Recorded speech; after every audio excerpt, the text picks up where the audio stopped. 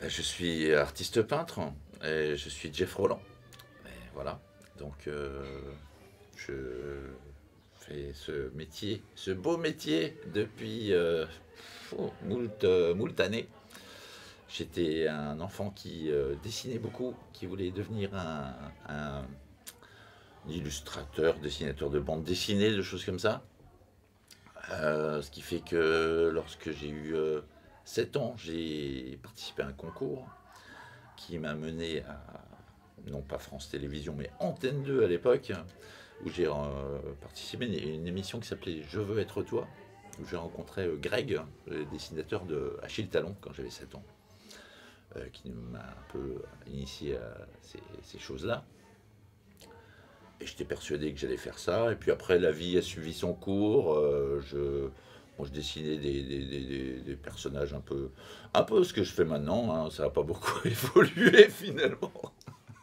J'ai pas appris grand-chose. Et en fait, de fil en aiguille, après, j'ai eu plus ou moins des scrupules. J'ai fait mes études. J'ai toujours continué à dessiner. Plus ou moins en amateur. J'ai jamais fait d'école d'art, de choses comme ça. C'est toujours resté une passion jusqu'à ce que de fil en aiguille, je devienne. Que je m'aperçoive que ça pouvait marcher ce que je faisais. En France, pendant longtemps, on m'a envoyé bouler, donc je suis allé voir un petit peu ailleurs. C'est comme ça que je me suis retrouvé finalement international par défaut, parce que tout le monde se foutait de ce que je faisais ici. Alors en gros, j'ai commencé à voyager et puis aller où on m'appréciait, si tu veux. Voilà. Et faire des dessins pour ceux qui appréciaient tes dessins. Ouais, des dessins, j'en ai toujours fait, mais j'aime bien l'art en général, donc j'étais aussi collectionneur, et puis je faisais connaître d'autres artistes. J'étais dans la ville où j'étais, j'étais curateur, comme on dit maintenant, c'est pas très joli.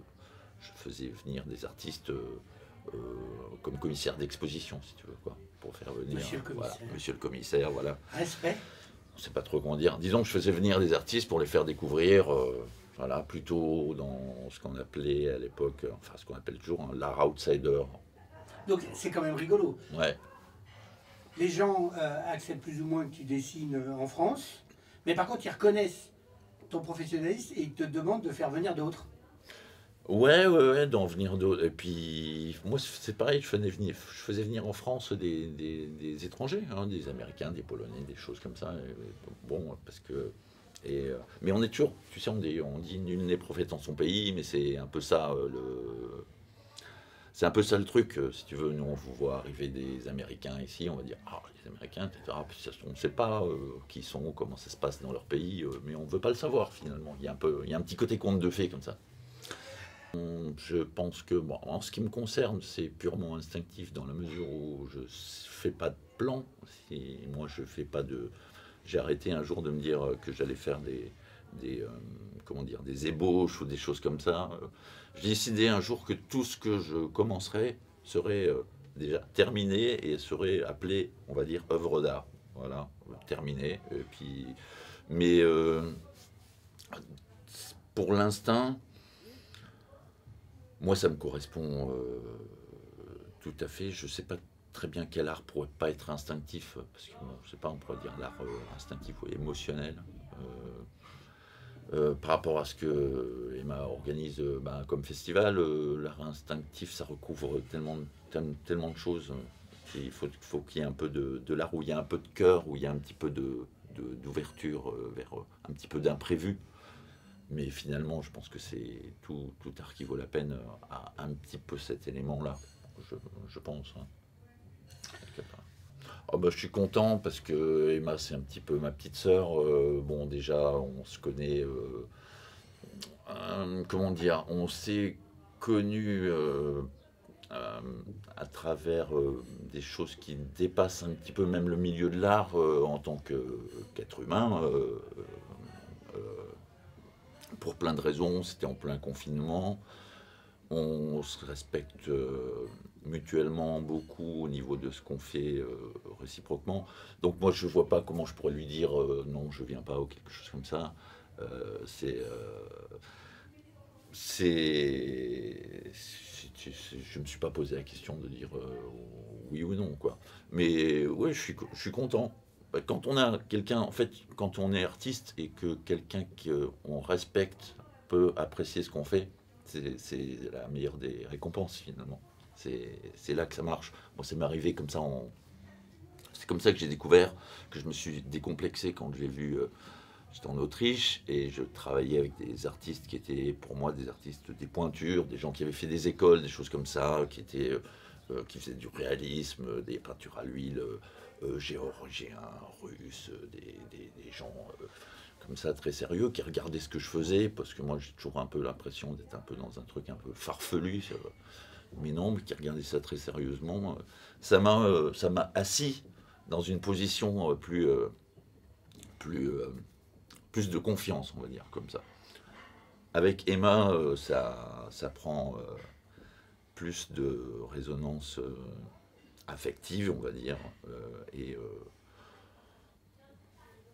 c'est sur plein de niveaux, quoi. Donc je sais qu'elle a de l'énergie, qu'elle a des idées, qu'elle a le talent, qu'il y a plein de choses, donc c'est quelqu'un qui se laisse entraîner vers de nouveaux horizons, et puis qui est aussi super généreux et qui va aller.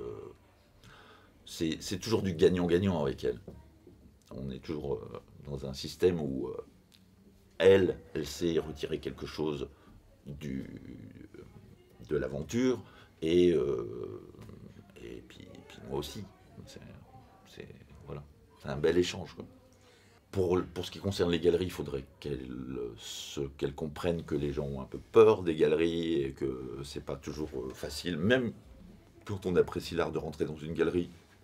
Et c'est carrément de leur faute, là, bien souvent, parce qu'ils présentent les choses soit de manière élitiste, soit de manière un petit peu incongrue, qui donne clairement pas aux gens l'envie de rentrer dedans. Donc tout ce qui peut...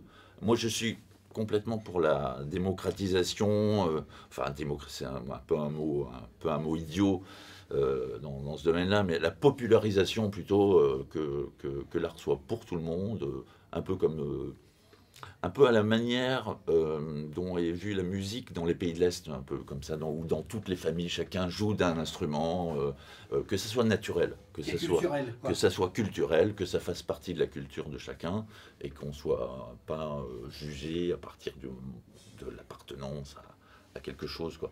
Je pense que si la culture entre chez les gens de partout, c'est tout bénéf pour tout le monde. Pourquoi on ne pourrait pas devenir une civilisation culturelle, finalement, quoi. À une époque, moi je suis suffisamment âgé maintenant pour me souvenir qu'on avait ce projet de civilisation des loisirs, fut un temps, et c'est un bel objectif, finalement. Civilisation des loisirs, civilisation culturelle, c'est quelque chose qui est souhaitable. Mais pas que pour une élite, pour la plupart des gens. Parce qu'on a tous envie de ça, et tout le monde a en plus quelque chose à dire. Moi, j'ai pas plus de talent que n'importe qui d'autre. Il suffit de pouvoir se laisser de libérer cette énergie, si on peut le faire. Je pense que la plupart des gens auraient quelque chose à dire, etc. La plupart du temps, ils n'osent pas, mais c'est comme ça. Oui, donc dans les arrêts de bus, en plus, ça devient un endroit où les gens sont dans un contexte où ils attendent, où ils sont dans les transports, des fois dans leur boulot, dans des choses comme ça leur détend. Non, l'art, partout, il n'y a pas de raison. Et souvent, on se rend compte quand il n'est plus là. C'est en fait, les gens disent j'ai pas besoin d'art, mais en même temps, si on leur dessine une espèce de cadre de vie gris, sans aucun agrément, avec vraiment un minimum syndical, comme ça, après, on commence à sentir un peu le malaise, quoi. Bah ça va vite, les gens aiment bien se balader en Provence, en Italie, ou même en Alsace, dans des endroits où ils ont peint les maisons. Alors les gens disent, mais pourquoi on peut pas peindre notre maison en bleu ou en des choses comme ça? Et puis qu'est-ce que ça change? Dire, il n'y a pas vraiment d'argument contre ça, quoi, finalement, quoi. Qu'est-ce qui est plus insultant, une maison bleue ou une maison grise béton?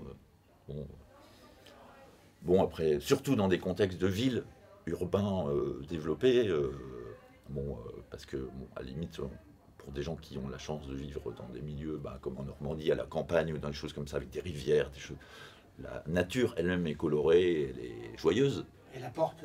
Elle apporte quelque chose, avec un petit coup de ciel bleu là-dessus, et puis c'est parti. Mais dans des trucs fortement urbanisés, c'est d'autant plus important d'apporter l'art là-dedans, quoi. Moi, je pense que c'est extraordinaire que tout se fait dans la rencontre entre les gens. De toute façon, d'autant plus dans cette période où on était complètement tous frustrés de ce manque de liens social. Et puis ici, bon, on n'est peut-être pas super, comment dire, geste barrière, on va dire, mais on s'en fout. Puis c'est finalement, on s'aperçoit que les gens ont besoin de ça. On a besoin de ce contact humain entre artistes. Je pense que c'est une question de contact humain, de rencontrer des gens intéressants, au-delà du fait qu'ils soient artistes ou n'importe quoi, et de pouvoir échanger, que ça puisse être fort, naturel, dans une bonne ambiance, en bonne entente, dans la bienveillance. Et là, tout est là, quoi. Tous les éléments sont réunis, hein. Hein, donc on est Merci, bien, Jeff. on est bien. Merci. Voilà, mais merci à toi Antoine. Bonne journée. Bonne journée aussi. Oh, c'est prévu en fait.